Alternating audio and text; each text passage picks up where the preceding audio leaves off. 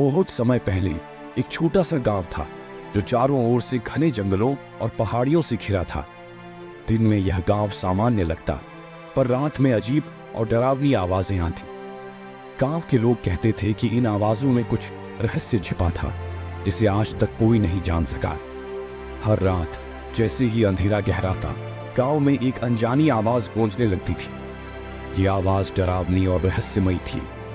किसी ने भी इन आवाजों का स्रोत कभी नहीं देखा, पर उन आवाजों में एक खतरनाक शक्ति छिपी थी। गांव में एक बहादुर युवक जिसका नाम अर्जुन था। अर्जुन ने ठान लिया कि वह इस रहस्यमयी आवाज का पता लगाएगा। गांव वालों ने उसे मना किया, पर अर्जुन का हौसला बुलंद था। अर्जुन रात के अंधेरे में जंगल की ओर चल पड़ा। चारों ओर सन्नाटा था, पर बीच बीच में वही अजीब आवाज सुनाई दे रही थी जो अर्जुन को और आगे ले जा रही थी। जंगल गहरा और भयानक था, पर अर्जुन पीछे मुड़ने वाला नहीं था। जंगल में चलते चलते अर्जुन को एक गुफा दिखाई दी। गुफा के अंदर से वही आवाज आ रही थी। यह गुफा अजीब और डरावनी थी, जैसे वहां किसी खतरे का इंतजार हो।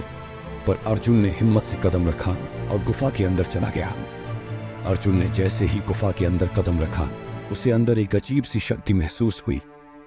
गुफा के अंदर चारों ओर अजीब चित्र और संकेत बने हुए थे। अचानक गुफा की गहराइयों से एक परछाई अर्जुन की ओर बढ़ने लगी। अर्जुन का दिल तेजी से धड़कने लगा और रहस्य गहराता जा रहा था।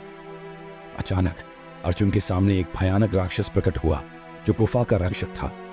उसकी लाल जलती आंखें और लंबी नुकीली दांतें देखकर अर्जुन का खून ठंडा हो गया।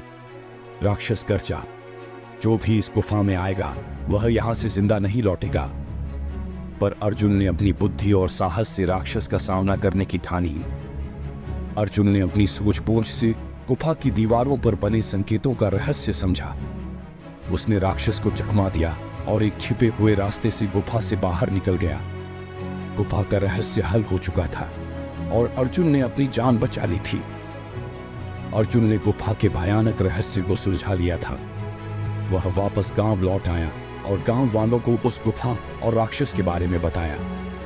गांव वाले उसकी बहादुरी की प्रशंसा करते रहे और रात की रहस्यमयी आवाजें हमेशा के लिए शांत हो गईं।